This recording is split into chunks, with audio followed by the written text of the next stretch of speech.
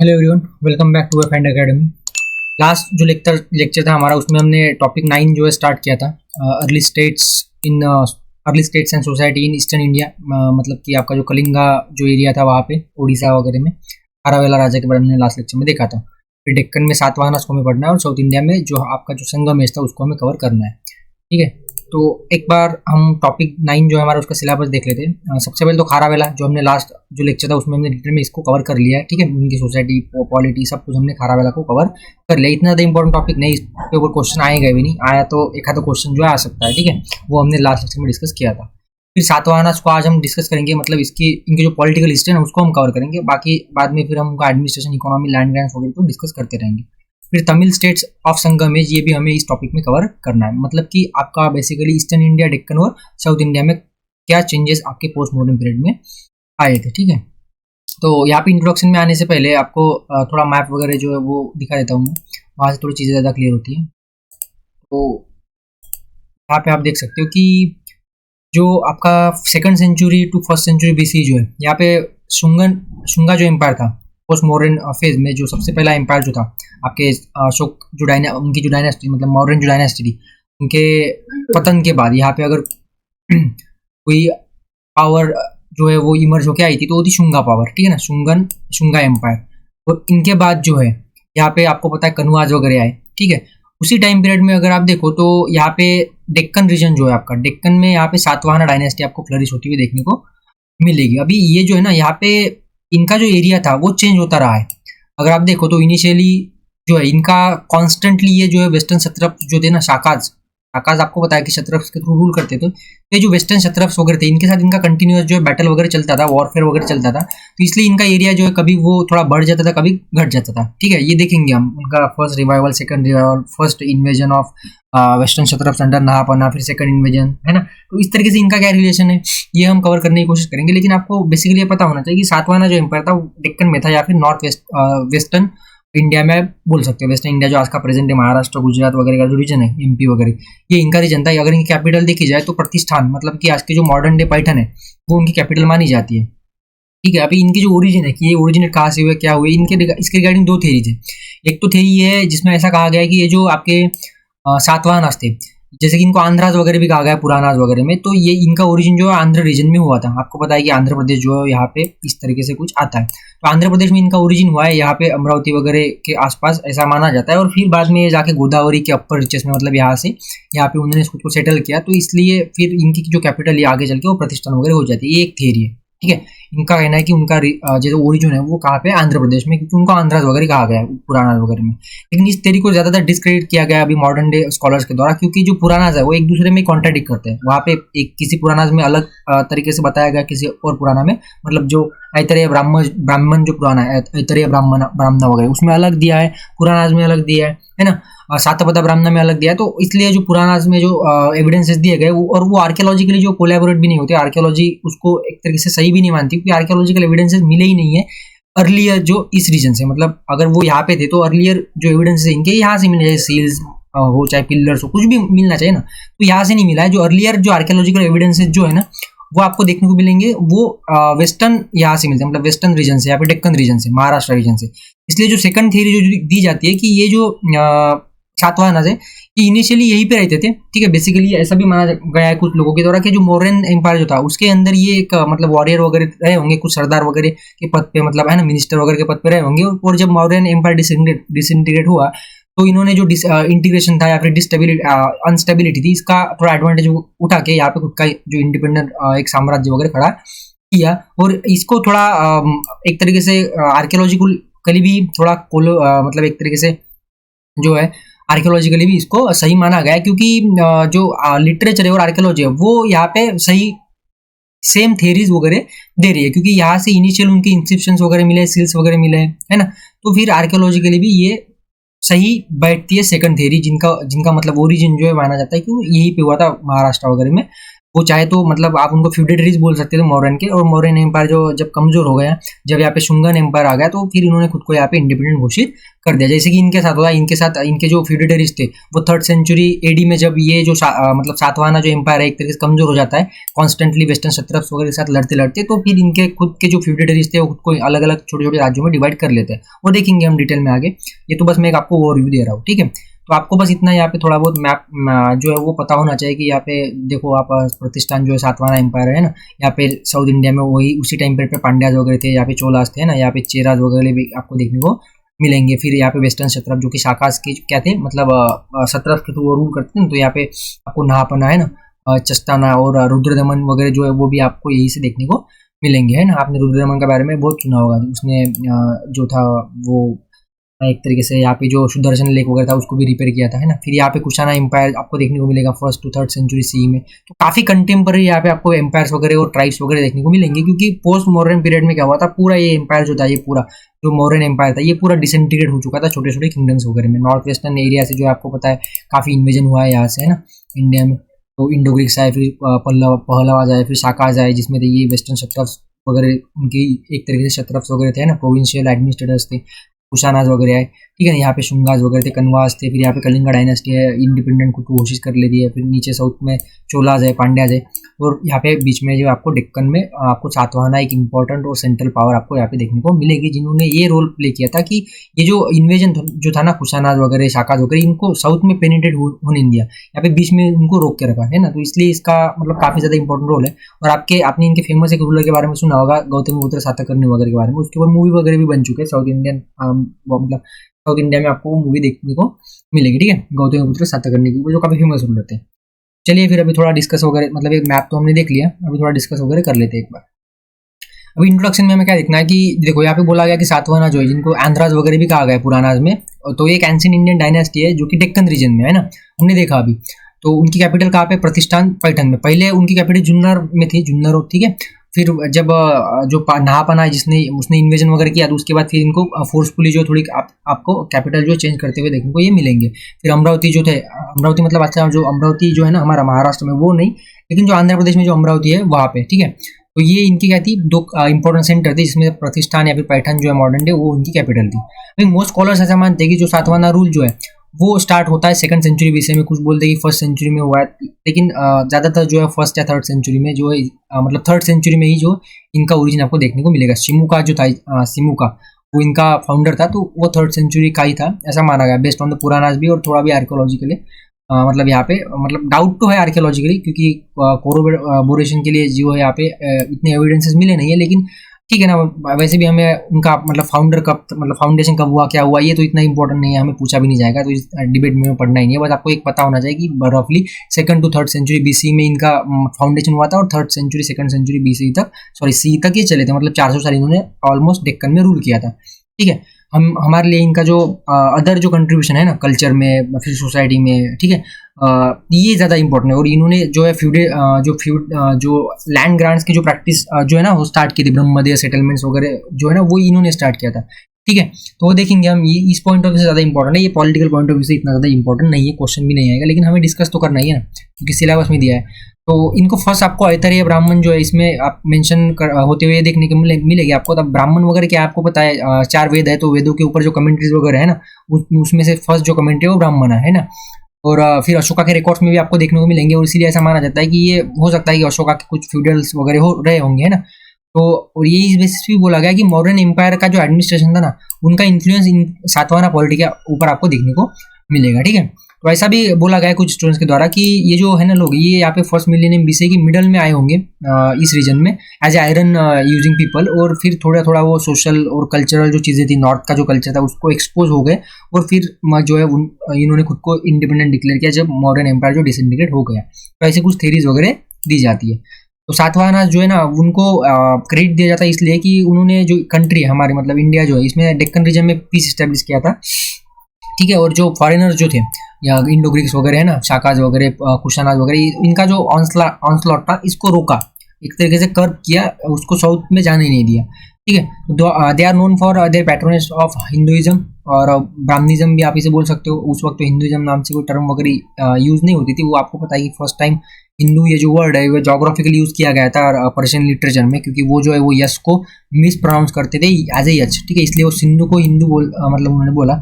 और फिर 1817 वगैरह में राजा राममोहन राय वो फर्स्ट थे जिन्होंने मॉडर्न सेंस में इस वर्ड को यूज किया था। और जो हिंदुत्व वगैरह जो आइडियोलॉजी है वो बाद में वीडी सावरकर ने पॉपुलराइज की थी।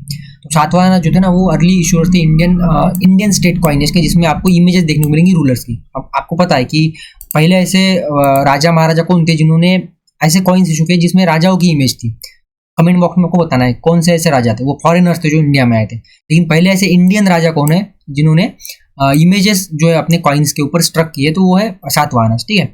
उन्होंने एक कल्चरल ब्रिज बनाने की कोशिश की है और एक पाइवटल रोल प्ले किया है ट्रेड एंड कॉमर्स में और या फिर आइडियाज और कल्चर के ट्रांसफर में from Indo Gangetic plains to southern tip of India. तो एक तरीके से ब्रिज का काम किया है इन्होंने नॉर्थ और साउथ के कल्चर में, ठीक है। तो इंट्रोडक्शन में इतना काफी है। मैप हम डिस्कस कर चुके हैं। अभी यहाँ पे फाउंडेशन एंड एक्सपेंशन किस तरीके से हुआ सातवाहन एम्पायर का, तो ऐसा माना जाता है कि इनके जो फाउंडर थे वो थे सिमुका, ठीक है। अभी पुराना में इनको अलग अलग नाम से भी चिमुका वगैरह ऐसे मतलब अलग अलग नाम जो आपको देखने को मिलेंगे, जैसे शिशु का, सिंधु का, चिस्मा का, चिप्र का, ऐसे अलग अलग मतलब अलग अलग जो नाम है आपको देखने को मिलेंगे पुराना में। फर्स्ट किंग इस डायनेस्टी का जिसने 23 साल तक रूल किया है। और ये हमें कहाँ से पता चल रहा है फर्स्ट किंग की रात सातवाहन जो है ना इनकी इंस्क्रिप्शन मिले नानी घाट पे, ठीक है। एक जगह है महाराष्ट्र में, यहाँ से हमें पता चल रहा है। तो इसलिए भी बोला जाता है कि इनका जो ओरिजिन है वो महाराष्ट्र में हुआ था, क्योंकि इनके ज्यादातर जो अर्लियर इंस्क्रिप्शन है ना वो वहाँ से मिलते हैं महाराष्ट्र से, ठीक है। तो Simuka can not be dated with the certainty. अभी इसकी जो डेट है वो कोई फिक्स नहीं है किसी भी बेसिस पे, क्योंकि आर्कियोलॉजिकल एविडेंसेस जो है वो अवेलेबल नहीं है। और लिटरी जो एविडेंसेस है जैसे कि पुराना वगैरह वो थोड़ा मतलब कॉन्ट्रडिक्ट करते हैं एक दूसरे को। तो फिर भी उतना ज़्यादा इंपॉर्टेंट हमारे नहीं है कि डेट कहाँ है क्या है, मतलब हमारे तो हिस्टोग्राफी समझना इंपॉर्टेंट है। तो पुराना के हिसाब से जो फर्स्ट आंध्रा किंग था उसने कनवा रूल जो आप बोलते कनवा रूल इसको ओवरथ्रू किया, ठीक है ना। आपको पता है कि शुंगास के बाद मौर्यस के बाद जो है वहाँ पे शुंगास आए थे, शुंगास के बाद कनवाज आए थे उस एरिया में। तो ऐसा बोला गया है पुराना में कि जो फर्स्ट आंध्रा किंग है, ठीक है, फर्स्ट आंध्रा किंग नाम ने यूज किया उन्होंने, उसने कनवा रूल को वहाँ पे डिस्टेबलाइज किया था, ठीक है। और फिर वहाँ पे अपना साम्राज्य जो इस्टेब्लिश किया था। तो इंडिका ऑफ मेगास्थनीज जो है ना आपको पता है ये मेगास्थनीज वगैरह था मॉडर्न कोर्ट वगैरह में, तो इसने 350 टू 290 BC में लिखा है। तो इसने यहाँ पे मेंशन किया कि पावरफुल ट्राइब थी आंध्राज नाम की, जिसके राजा के पास लगभग 1 लाख इन्फेंट्री वगैरह थी, 2000 कैवलरी थी और 1000 एलिफेंट थे। मतलब कि आप बोल सकते हो इस बेसिस पे कि ठीक है ये मौर्यस के टाइम पे थे, है ना, क्योंकि इंडिका ऑफ मेगास्थनीज में मेंशन है कि ऐसा कोई आंध्रा रूलर था, ट्राइब थी, है ना। तो if Andhra is identified with the Andhras, अगर हम इसने जो बोला है वो अगर आंध्राज ही है, जैसे कि ये इंडो ग्रीक था, तो इसका प्रोनाउंसिएशन इसका राइटिंग जो थोड़ा अलग हो सकता है। This can be consider additional evidence of Satavahana rule starting 3rd century BC। और इसीलिए ज्यादातर जो हिस्टोरियंस है ना वो 3rd century BC में इनके रूल्स को रखते हैं। कहीं भी आपको 1st century BC भी देखने को मिलेगा, लेकिन उससे उतना ज्यादा कुछ फर्क हमें पड़ता नहीं है। तो जो मोस्ट स्कॉलर्स है मॉडर्न स्कॉलर वो ऐसा मानते हैं कि ये जो रूल है वो 1st century BC में स्टार्ट हुआ था और 2nd century CE तक चला। उसके बाद वो 100 साल और चले, लेकिन उतना ज़्यादा फिर वो इम्पोर्टेंट नहीं है। लेकिन इनका जो पीक पीरियड था वो यही था 1st century BC से 3rd century CE तक, मतलब 300 साल का। और ये जो थ्योरी है वो पुरानी रिकॉर्ड्स और जो आर्कियोलॉजिकल एंड न्यूमिज्मेटिक जो एविडेंसेस है इसके बेसिस पे दी गई है, ठीक है। The theory that dates their rule to an earlier period is now largely discredited because of various Puranic contradict each others and are not fully supported by the epigraphic and numismatic evidence। इसलिए 3rd century BC वाली जो theory है वो ज़्यादातर मानी नहीं जाती है। जो ओल्डेस्ट सातवाहन इंस्क्रिप्शन जो है वो आपको कंगन हाली जो स्तूपा है वहाँ पे देखने को मिलेगा, जिसमें बोला गया कि जो वशिष्ठ पुत्र से चिमुका है, मतलब कि ये शिमुका वगैरह सातवाहन रूल जो था उसका वो 110 BC के आसपास का बोला गया। तो इस बेसिस पे जो है मॉडर्न स्कॉलर एक मतलब थ्योरी बनाते हैं कि ठीक है ये 1st century या फिर 2nd century BC के आसपास कुछ भी इनका रूल स्टार्ट होता है, वो आपको देखने को मिलेगा। एक बार हम थोड़ा इनके जो रूलर्स है इनके टाइमलाइन देख लेते हैं, है ना। यहाँ पे देख सकते हो शिमुका जो है वो फर्स्ट रूलर, यहाँ पे डेट मेंशन है 271 BC, मतलब 3rd century BC के आसपास, ठीक है। फिर कृष्णा रूलर है 2nd, है ना। तो यहाँ से आप एक बार देख सकते हो इसमें सबसे इंपॉर्टेंट जो रूलर है आपको गौतमपुत्र सतकर्णी, आपने सुना होगा गौतमपुत्र सतकर्णी। देखो यहाँ से ये जो है ना 1st century AD में, मतलब 2nd half of 1st century AD 62 AD to 86 AD बहुत ही फेमस रूलर वगैरह रहे हैं। लेकिन इनका रूल जो था ना वो इतना ज़्यादा नहीं था, सिर्फ 24 ईयर का था। यहाँ पे आप देख सकते हो कि 56 ईयर्स रूल था सतकर्णी फर्स्ट का, है ना। लेकिन इतना मतलब फेमस नहीं है जितना कि फेमस गौतमीपुत्र सातकर्णी है। इसकी पॉलिसीज वगैरह भी थोड़ी मतलब अलग थी। इसने ही जो लैंड ग्रांट्स वगैरह फ्री लैंड ग्रांट्स है ना, गाँव लैंड ग्रांट्स वगैरह देना जो ब्राह्मीण्स थे या फिर जो बुद्धिस्ट मॉन्क थे उनको स्टार्ट किया था। यहाँ पे हाला आपका नाम, मतलब ये हाला जो किंग है ना, इसने बताया आपको कि गत सप्तपदी नाम से एक ये लिखी थी, है ना। यहाँ पे एक ही साल रूल बताया गया है उसका, लेकिन इसने काफ़ी इंपॉर्टेंट काम करके गया है एक साल में। इसने एक लिटरेचर लिखा था जिसमें पूरी डायनेस्टी जो है उसको मेंशन किया सातवाहनास के, फ्रॉम बिगिनिंग टू इसके मतलब हाला के पास, मतलब उसके बाद फिर पुलवामी है गौतमीपुत्र का जो बेटा है वगैरह ना, और लास्ट में फिर पुलवामी थर्ड वगैरह है। तो ये थोड़ा बहुत मतलब हेल्पफुल हो सकता है आपके लिए, ज़्यादा कुछ इसमें इतना ज़्यादा तो इम्पोर्टेंट है ही नहीं, ठीक है। यहाँ से आप थोड़ा मैप जो है और क्लियर देख सकते हो कि बाउंड्रीज वगैरह जो है वो तो बाउंड्रीज तो इतनी मैटर करती नहीं, क्योंकि बाउंड्रीज चेंज होती रही है over the period of time, ठीक है। फिर यहाँ पे वेस्टर्न सात्रप्स वगैरह है ना, यहाँ पे इंडो साइथियंस है, फिर इंडो पार्थियंस मतलब पहलवाज वगैरह है, द्रविडियन किंगडम्स है, यहाँ पे कलिंगा है, ठीक है ना, ये मगधा है, यहाँ पे शुंगास कनवाज वगैरह रूल कर रहे थे। फिर यहाँ पे छोटे छोटे प्रिंसिपलिटीज वगैरह आ चुके थे। तो ये आप थोड़ा सा यहाँ पे मैप वगैरह देख सकते हो, ठीक है।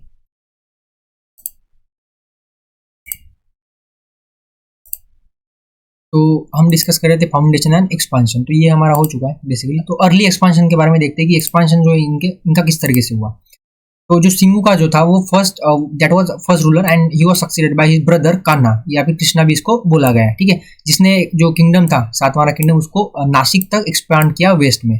इसका जो सक्सेसर है सतकर्णी वन, उसने वेस्टर्न मालवा रीजन है ना, फिर अनुपा रीजन जो कि नर्मदा वैली में आता है, फिर विदर्भ रीजन जो है ना आज का प्रेजेंट विदर्भ वगैरह, यहाँ तक जो है वो इसने साम्राज्य को फैलाया था, taking advantage of turmoil cause by Greek invasion. Greek invasion की वजह से जो एक तरीके से टर्मोइल वहाँ पे या फिर केओस वहाँ पे नॉर्थ इंडिया में हुआ था, इसका फायदा इन्होंने अच्छे से उठाया, ठीक है ना। मतलब जो सातवाहना डायनेस्टी वगैरह इन्होंने, जिसने वैदिक सैक्रिफाइसेस वगैरह परफॉर्म किए, अश्वमेध यज्ञ, राजस्व यज्ञ, आपको पता है ये क्या है। तो इंस्टेड ऑफ बुद्धिस्ट इसने क्या किया, इसने ब्राह्मणिज्म को जो है पैट्रोनाइज किया और एक सब्सटेंशियल अमाउंट में वेल जो उनको दी, ताकि वो जो इसके रूल को क्या कर सके, एक तरीके से लेजिटिमेट कर सके। ये क्षत्रिय और ब्राह्मण चलता रहता था इनका। ये आंती गुफा जो इंस्क्रिप्शन है आपको कलिंगा किंग का, खारावेला का, उसमें भी ये जो सातकर्णी का नाम है मेंशन होता हुआ देखने को मिलेगा, ठीक है। The inscription describe dispatching of an army and Kharavela threat to city. Since the inscription is only partially legible, different scholars interpret the event described in inscription differently. जैसे कि आर.डी. बैनर्जी है और सेन है, इनका ऐसा कहना है कि खारावाला ने आर्मी तो से भेजी थी अगेंस्ट सातकर्णी, लेकिन जो है वो इन्वेजन वगैरह कुछ हुआ नहीं, इन्वेजन अवॉइड कर दिया गया, ठीक है, खारावाला के द्वारा, ठीक है। तो ये तो मतलब इतना इंपॉर्टेंट नहीं है आपको, मतलब कोई पूछेगा तो नहीं कि आर्मी भेजी थी फिर इन्वेजन हुआ कि नहीं हुआ, है ना, ज़्यादा इंपॉर्टेंट नहीं है। तो सुधाकर चट्टोपाध्याय इसका कहना है कि खारावाला की जो आर्मी थी वो डाइवर्ट हो गई, ठीक है, after failing to advance against Satakarni. तो इतना हमें पूछा नहीं जाएगा, इसके ऊपर कुछ भी पूछा नहीं जाएगा। बात आपको ये बस आपको ये याद रखना है कि अर्ली एक्सपांशन जो है वो किसने किया, सिमुका के बाद जो है कान्हा कृष्णा आया, उसके बाद सातकर्णी वन वगैरह जो था इंपॉर्टेंट रूलर था, ठीक है। और ये कंटेम्पररी था टू खारावेला, ठीक है। तो सातकर्णी का जो सक्सेस था सातकर्णी टू, इसने अराउंड 56 ईयर तक रूल किया है, ठीक है, जिसके दौरान इसने काफ़ी एरियाज को कैप्चर किया, ठीक है। सातवाहन जैसे कि आपका जो ईस्टर्न मालवाज है, फिर आप मतलब शुंगाज वगैरह से इसने ये कब्जा मतलब एक तरीके से कैप्चर कर लिया था, है ना। This allowed him to access to Buddhist side of Sanchi. फिर उसने वहाँ पे जो सांची जो है वहाँ पे उसका जो गेटवेज था वो डेकोरेट वगैरह करवाया था, ठीक है।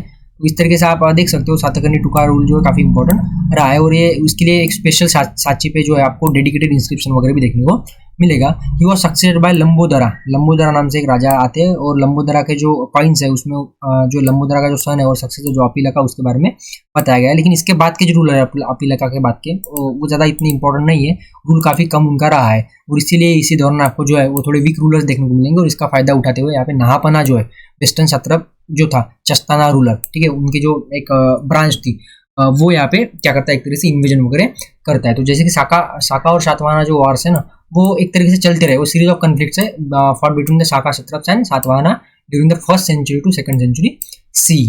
दोनों जो साइड से उनको एक अलग पॉइंट ऑफ टाइम पे सक्सेस मिली है और दोनों को हार भी मिली है, लेकिन एट द एंड अगर देखा जाए तो सातवाहना जो है यहाँ पे डोमिनेंट रहे ओवरऑल देखा जाए। लेकिन अगर आप देखो तो ये जो कांस्टेंट वॉरफेयर चला है ना, इसकी वजह से सातवाहना को काफी लॉस हुआ था इकोनॉमिकली, है ना, और इसकी वजह से ये डायनेस्टी जल्दी यहाँ पे इनका एंड हो जाता है। और उसके बाद भी मतलब सातवाहना तो एंड हो जाते हैं, लेकिन जो शाकाज वगैरह है वो और 100 साल तक वो रूल करते हैं।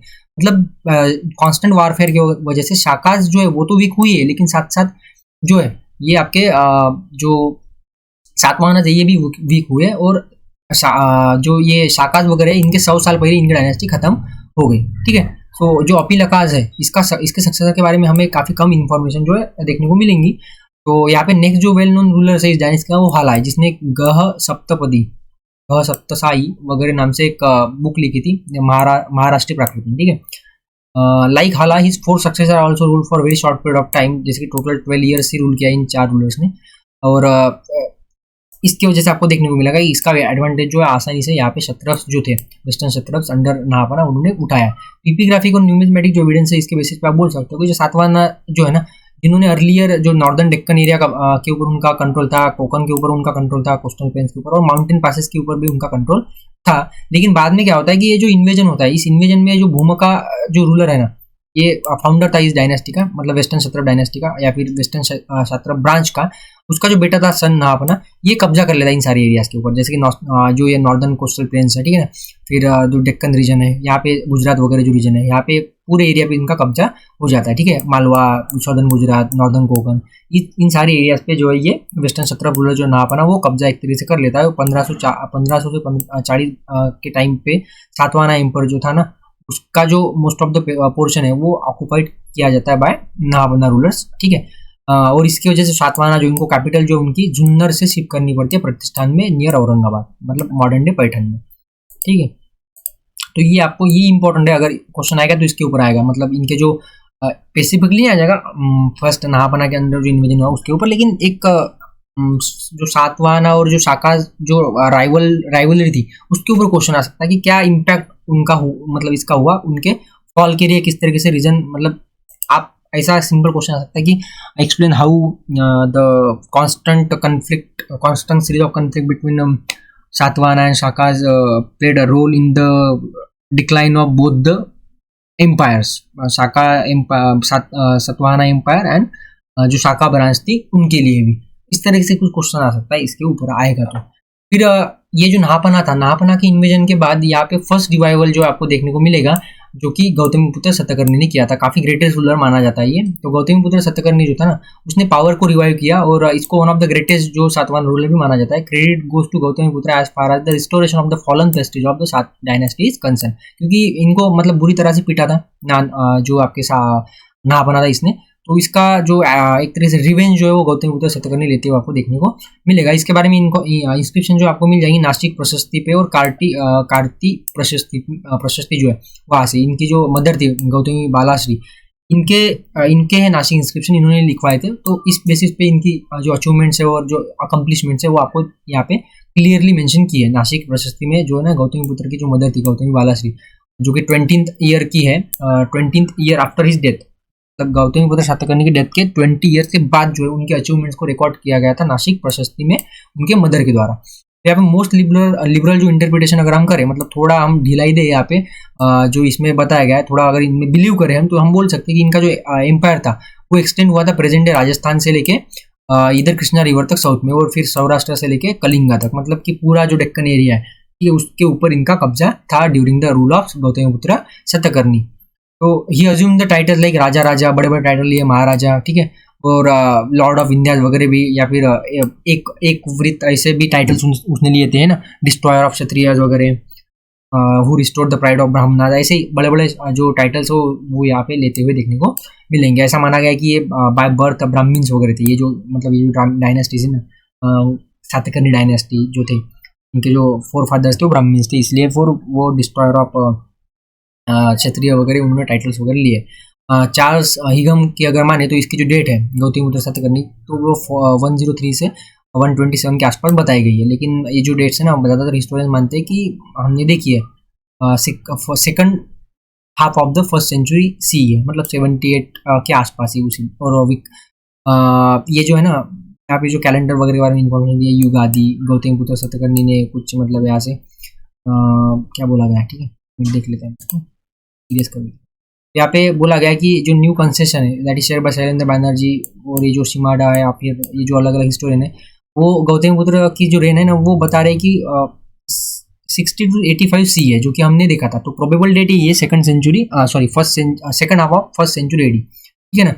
तो ये it is also evident from the history that Gautamiputra Satakarni in year 78 C defeated Vikramaditya of Ujjain. अभी ये विक्रमादित्य तो काफ़ी है हमारे इंडियन हिस्ट्री में, मतलब 23 से 22 विक्रमादित्य आपको मिल जाएंगे, ठीक है। एक आपको पता चंद्रगुप्त सेकंड जो था उसको भी विक्रमादित्य बोला गया है। फिर एक हेमू था दिल्ली में जब बैटल ऑफ पानीपत हुआ था, सेकंड या थर्ड बैटल, तो उसको भी विक्रमादित्य बोला गया है। और एक वो विक्रमादित्य, वो तो काफ़ी ज़्यादा विक्रमादित्य, तो इन्होंने कौन से विक्रमादित्य को डिफीट किया है, तो ये मतलब सर्टेनिटी के साथ बोला नहीं जा सकता ये थे भी या नहीं थे भी, ये भी किसको पता नहीं है।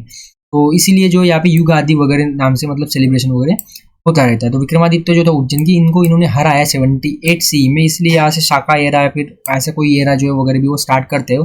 और कुछ स्कॉलर जो है वो इस शालीवाहन एरा जो है ना 78 AD में स्टार्ट हुआ है, क्योंकि इन्होंने विक्रमादित्य को हराया था, इसीलिए ये जो टाइम है इसको शालीवाहना एरा वगैरह भी कहा जाता है। तो न्यू ईयर भी यहाँ पे सेलिब्रेट होता है, जैसे कि उगड़ी तेलुगु में, गुड़ी बाड़वा महाराष्ट्र में सेलिब्रेट करते हैं ना, तो इस तरीके से इसका थोड़ा कल्चरल सिग्निफिकेंस वगैरह भी आ जाता है, ठीक है। 78 AD सॉरी सी में या फिर AD में इसने सातकर्णी ने विक्रमादित्य जो को है उसको हराया था, और इसलिए यहाँ से शालीवाहन एरा वगैरह स्टार्ट हुआ था, ऐसा कुछ स्टूडेंट्स मानते हैं। वैसे ये 78 AD जो है ना, ये अलग मतलब कुशानास के साथ भी इसको थोड़ा शाकास के साथ भी इसको थोड़ा जो है कनेक्ट वगैरह किया जाता है, ठीक है। तो हमें ज़्यादा जाना नहीं है। नेक्स्ट क्या है देख ले थोड़ा। So he first won back the territories on his western border. तो वेस्टर्न बॉर्डर जो थी उस पर जो टेरिटरीज ये इन्होंने मतलब नहापना ने एक तरीके से कैप्चर की थी, तो वो ये जो है वो सबसे पहले तो इसका काम ये था कि वो टेरिटरीज वापस ले लेता। आफ्टर इज विक्ट्री नहापना जो कॉइन, नहापना के जो कॉइन जो थे ना वो उसके नाम पे थे, तो ये क्या करता है, ये फिर वो कॉइन डबल स्ट्राइक कर देता है खुद के नाम पे। तो यहाँ से वो कॉइन्स मिले भी है, तो इस बेसिस पे आप बोल सकते हो कि ठीक है ये जो बोल रहा है कि सच है, क्योंकि नहापना के जो कॉइन है वो इसके नाम पे फिर से छापे गए, तो बोल सकते हैं कि ठीक है ये हुआ था, मतलब इसने हराया था यहाँ पे शाकास को और एरिया पे कब्जा कर लिया था। तो it is very clear from the archaeological evidence that he humbled the power and pride of Kshatriya and destroy the Yavanas, Greeks, Sakas, Scythians, Pahlavas. ये तो मतलब कोई मतलब इनका एग्जिस्टेंस नहीं था इतना, ये काफ़ी मतलब इंडिया में ना के बराबर थे, ठीक है। तो इनको इसने हराया ऐसा बोला गया। During the last years of his reign his administration was apparently handled by his mother, ठीक है, which could have been result of illness और military preoccupation. According to Nasik inscription made by his mother Gautamiputra Satakarni, उसको बोला गया who the king और the Gautamiputra Satakarni और the king one who crush down the pride and conceit of Kshatriya, है ना। फिर who destroy Shakas, यवनाज, ठीक है, इंडो ग्रीक्स वगैरह, पहलवास। एंशियंट इंडिया में जो यवनाज है वो ग्रीक्स वगैरह फॉरेनर्स वगैरह को आ गया था। Who rooted out the Kshaharata family of Nahapana, है ना, who restore the glory of Satavahana race etcetera, इस तरह से बोला गया है। जो ये जो केव नंबर 3 जो है पांडव लेनी केव नासिक में, तो नासिक प्रशस्ति में यहाँ पे आपको ये बोला गया है, ऐसा जो हिस्टोरियन ने डिस्क्राइब किया है। दो Gautamiputra established his power over the vast territory, it proved difficult for him to consolidate his rule over land to the north of Vindhyas। Vindhyas के नॉर्थ में इसका रूल जो है उतना चला नहीं। The conquered areas beyond the Vindhyan mountain could not be held for long because of the foreign invasion, क्योंकि वहाँ से constantly foreign invasion हो रहा था। और उसी टाइम पे कुशानाज वगैरह भी आपको इंडिया में फर्स्ट सेंचुरी में, मतलब जब इसका रूल चल रहा था तभी कुशानाज वगैरह जो है वो इंडिया में यूची ट्राइब जो थी, है ना, आपके चाइना वगैरह से उसी एरिया से वो इंडिया में आ रही थी, तो वो काफ़ी पावरफुल थे एक तरीके से। तो फिर इसकी कुछ वहाँ पे चली नहीं, ठीक है। Other concrete region on the northern side of Vindhyas also become independent of the Satavahana power. तो गौतमीपुत्र सत्यकर्णी के बाद उसका जो बेटा है वशिष्ठ पुत्र, मतलब वशिष्ठ मतलब इसकी जो मदर, मतलब इसकी जो वाइफ थी गौतमीपुत्र की, वो वशिष्ठ, उसका पुत्र श्री पुल्लवामी। आपको पता है कि इसने एक रूल स्टार्ट किया था कि गौतमीपुत्र सत्यकर्णी के बाद जितने भी राजा महाराजा होंगे उनके मदर के नाम पे पहचाने जाएंगे, मतलब मैट्रिलिनियल सिस्टम इसने स्टार्ट किया था। मैट्रिलिनियल सिस्टम, ठीक है, मतलब नाम मदर का नाम होगा फादर की जगह। इतना मतलब ये इस तरह से इसने थोड़ा बहुत स्टार्ट किया था, लेकिन सोसाइटी जो थी पैट्रियार्कियल थी, ठीक है, बस सिस्टम मैट्रियार्कियल, नामकरण उसने चेंज कर दिया था, ठीक है। तो पुलियामी जो है ना, पुलुयामी या फिर जो भी आप बोलना चाहो, इसने 96 से 119 तक रूल किया है। इसने भी काफ़ी मतलब ग्लोरियस रूल इसका रहा है, ऐसा माना गया है। तो देख लेते इसके बारे में थोड़ा। गौतमीपुत्र व successor by his son Vashishtha पुत्र श्री पुलियामी और पुल्लमाई, जो भी आप बोलना चाहो। शैलेंद्रनाथ सेन जो हिस्टोरियन, इनके हिसाब से इनका जो रूल है वो 96 से 119 तक रहा है। और ये जो है चार्ल्स हिगम वगैरह, इसने कहा है कि ये जो थ्रोन था 110 में ऑक्यूपाई किया है। तो ये अलग अलग जो है वो इसके डेट्स वगैरह दिए जाते हैं, तो इसमें हमें फंसना नहीं है। Pulumayi features in large number of Satavahana inscriptions and his coins have been found distributed over a wide area, मतलब कि ये इसका रूल था जो था ना वो सक्सेसफुल रहा है, क्योंकि काफी ज्यादा इंस्क्रिप्शन में इसका नाम देखने को मिलेगा और उसके कॉइन्स भी काफी एरिया में देखने को मिले, मतलब मिलिट्री जीनियस ये था ही, है ना। तो प्रॉस्परस किंगडम था इसका जब ये रूल कर रहा था, तब गौतमीपुत्र सतकर्णी का जो बेटा था, ठीक है। तो सातवाहन एम्पायर जो इसके अंडर काफी प्रॉस्परस रहा है और काफी वाइड एरिया में इसने रूल किया है। He is believed to have added the Bellary region to the Satakarni's kingdom. His coins featuring the ships with a double mast have been found at the Coromandel coast, indicating involvement in the marine trade and naval power. मतलब एक तरीके से इसके time पे naval power भी ये बने थे। The old stupa at Amravati was renovated during his reign. तो एक तरीके से आप बोल सकते हो कि इसके जो फादर थे इसकी तरह ये एक पावरफुल और काफी फेमस रूलर रहा है। अभी इसके बाद गौतमीपुत्र सतकर्णी और उसके बेटे के बाद जो है यहाँ पे आपको जो सक्सेसर जो है ना उसका ब्रदर वशिष्ठपुत्र सतकर्णी वो रूल करता हुआ देखने को मिलेगा। तो इसका भी रूल जो है 130 से 145 के आसपास बोला गया है। तो इसने क्या किया था, इसने मैरिज अलायंसेस स्टार्ट किए थे वेस्टर्न क्षेत्र से, मतलब ताकि शांति बनाए रहे, ठीक है। रुद्रदमन था तब, है ना। सेकंड कर्दमा डायनेस्टी वगैरह स्टैब्लिश हो चुकी थी, मतलब वेस्ट जो आपके नहापना जो डायनेस्टी थी वो खत्म हो चुकी थी, नहापना की डायनेस्टी, चस्तना डायनेस्टी। और फिर यहाँ पे आपको नई डायनेस्टी देखने को मिलेंगी जो है वेस्टर्न क्षेत्र में ही रुद्रदमन की कर्दमा का डायनेस्टी। तो इसने क्या किया, ये थोड़ा होशियार था, इसने मैरिज अलायंसेस बना लिए ताकि शांति बनाए रहे, है ना, वेस्टर्न जो क्षत्रप थे शाकास थे उनके साथ। लेकिन फिर भी जो है वो कोई शांति बनी नहीं इतनी खास, देखते आगे गया हुआ। तो जूनागढ़ जो इंस्क्रिप्शन है रुद्रदमन का, वहाँ पे बोला गया है कि इसने सतकर्णी को डिफीट किया, मतलब भले ही मैरिज अलायंसेस यहाँ पे आपको देखने को मिलेंगे, लेकिन फिर भी वॉर फेयर वगैरह चलता रहता। तो लॉर्ड ऑफ दक्षिण पथ जो है इसको 2 बार हराया जूनागढ़ इंस्क्रिप्शन में। इसने बोला है किसने, रुद्रदमन ने। मतलब लॉर्ड ऑफ दक्षिण पथ कौन थे, तो सातवाहन थे, उन्होंने खुद को मेंशन किया लॉर्ड ऑफ दक्षिण पथ। तो it also state that he spared the life of the deputed ruler because of the close relation. मतलब कि जो मैरिज अलायंसेस बनाए थे ना, इसी की वजह से फिर इसने 2 बार तो हराया, लेकिन लाइफ जो है स्पेयर्ड कर दी क्योंकि क्लोज रिलेशन थे, है ना। Rudradaman who obtained good report because he, in spite of having twice in fair fight, completely defeated Satakarni, the Lord of Dakshinpad, on account of nearness of their connection, did not destroy him. Junagadh rock inscription में ये clearly बोला गया है। According to D.R. Bhandarkar and Sirkar, the rulers defeated by Rudradaman was Gautamiputra Satakarni. यहाँ पे थोड़ा मतलब यहाँ पे confusion है और यहाँ पे contradiction है, क्योंकि उस वक्त तो गौतमीपुत्र सतकर्णी था ही नहीं, है ना, रुद्रदमन के टाइम पे। हो भी सकता है, मतलब एक मिनट में कंफर्म कर लेता हूँ क्या ऐसा हो सकता है।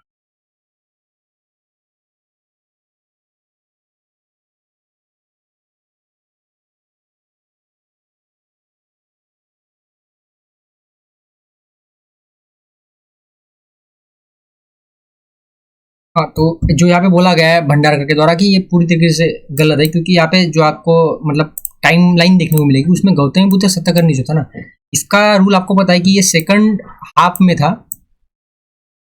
Second half of first century, और ये जो रुद्रदमन था ना ये सेकंड सेंचुरी का था। तो कोई सवाल ही पैदा नहीं होता यहाँ पे। तो ये पूरी तरीके से फॉल्स एक तरीके से थियरी है, ठीक है।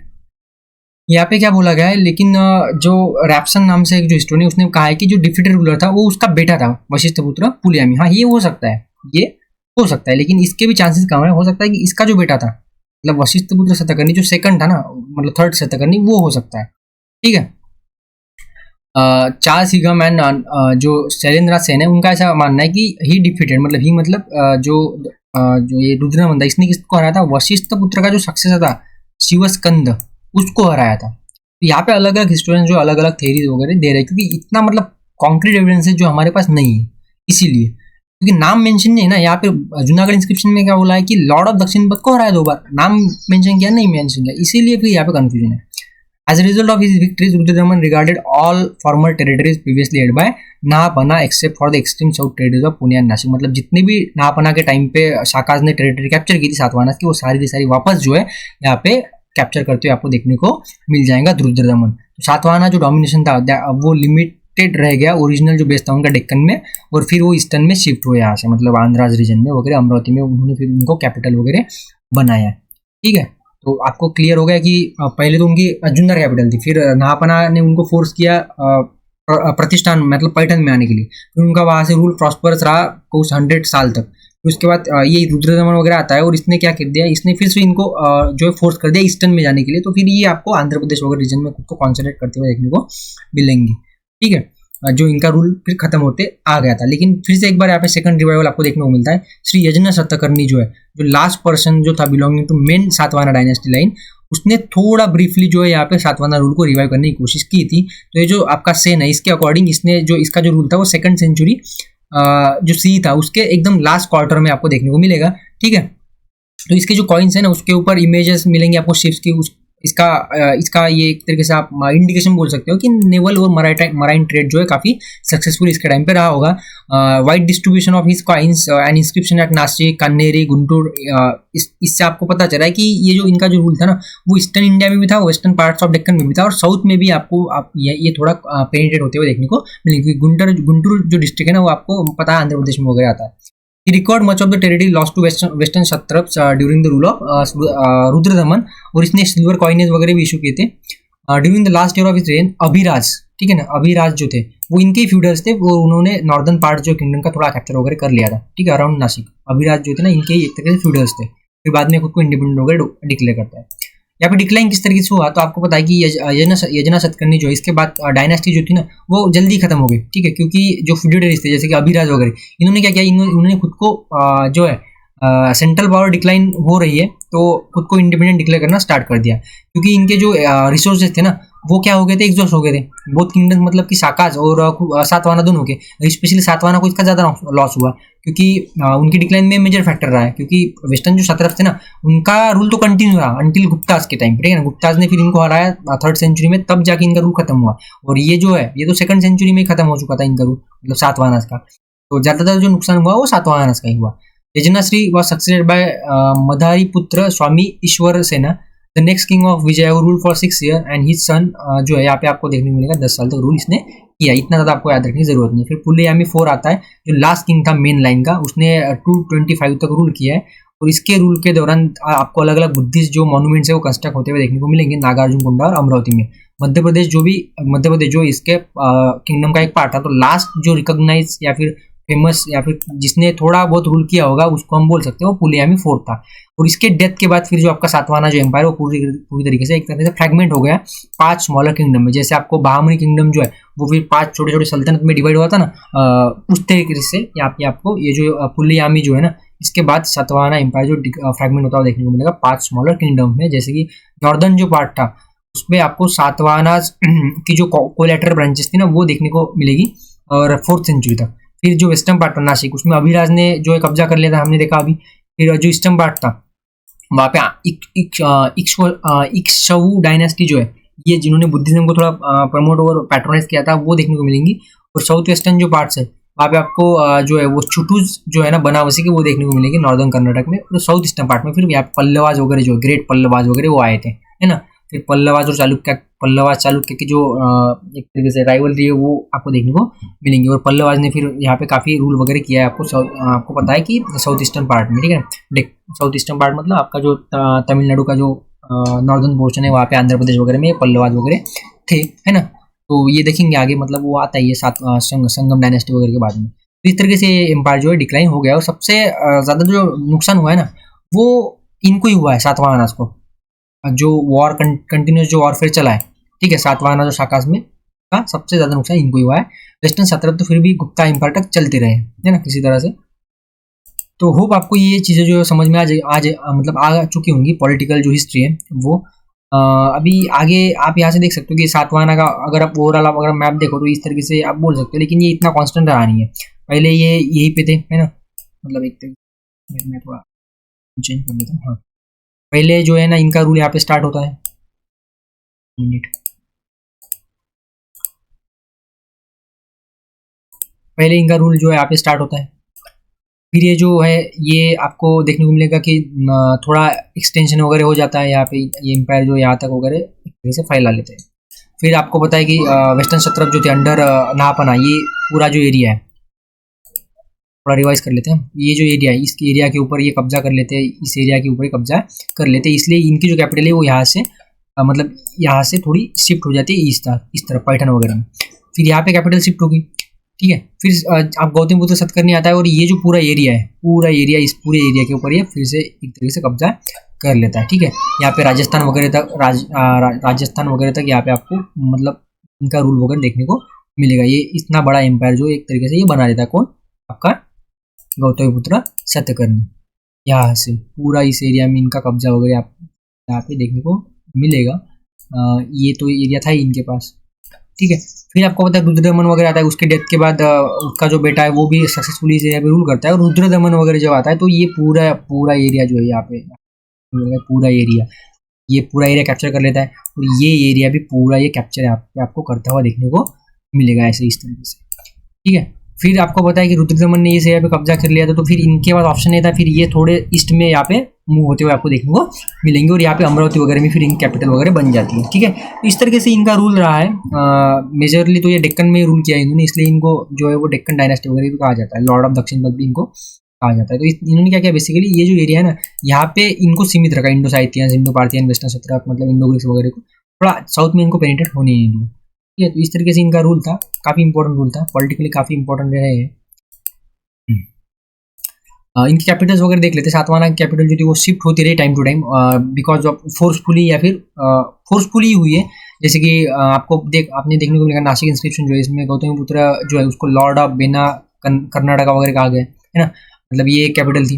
फिर टोलेमी जो है सेकंड सेंचुरी सी का आपको पता है एक जोग्राफर वगैरह था, ये उसने पैठन को एज ए कैपिटल बोला है पुल्लवमी की, मतलब पुल्लवमी के टाइम पे मतलब वशिष्ठ जो आपका सातवाहन सतकर्णी था, गौतमीपुत्र सतकर्णी, उसका जो बेटा था, उसके टाइम पे कैपिटल पैठन ही थी। फिर उससे पहले आपको पता है कैपिटल जुन्नर थी, ठीक है। फिर आप कुछ टाइम पे आपको कैपिटल जो अमरावती देखने को मिलेंगी जब रुद्रदमन वगैरह आता है और पैठन उनको छोड़ना पड़ता है ना, और जुन्नर तो पहले ही थी कैपिटल। फिर धवलिकार जो है ना वो थेराइज करती कि ओरिजिनल जो कैपिटल थी वो जुन्नर पे थी, लेकिन उनको फिर प्रतिष्ठान जाना पड़ा बिकॉज ऑफ शाका कोशानाज जो इनकर्जन हो रहा था नॉर्थ वेस्ट से, और नापनाज ने उनको फोर्स किया था कि वो उनकी कैपिटल जो है वो जुन्नर से कहाँ पे शिफ्ट करें, यहाँ पे आपकी पैठन में शिफ्ट करें ना, पैठन वगैरह में शिफ्ट करें। तो इस तरीके से जो आपको इनकी capital time to time shift होती देखने को मिलेंगी। आप यहाँ से ये थोड़ा बहुत ब्रीफ ओवरव्यू ले सकते हो, लेकिन ये 100% सही नहीं है जो यहाँ पे टाइमलाइन दी है वो, ठीक है, क्योंकि यहाँ पे ओरिजिन के बारे में कन्फ्लिक्ट है तो क्या ही बोलेंगे। लेकिन यहाँ पे 100% श्योरिटी के साथ हम ये बोल सकते हैं, 100 तो नहीं 99% श्योरिटी के साथ कि गौतमीपुत्र सतकर्णी का जो रूल है ना वो इसी टाइम पीरियड पे रहा होगा 60 के आसपास से, है ना। और उसके बाद पुल्लवमी का रूल, तो ये थोड़ा ब्रीफ ओवरव्यू लेने के लिए सफिशिएंट है, बाकी तो ज़्यादा इसके ऊपर बिलीव हमें करना नहीं है। तो हमने क्या डिस्कस किया, हमने डिस्कस किया तक हमारा इस टॉपिक में जो है क्या क्या हो चुका है। तो हमने अब तक खारावेलास को डिस्कस किया है ना, हम खारावेलास को डिस्कस कर चुके हैं।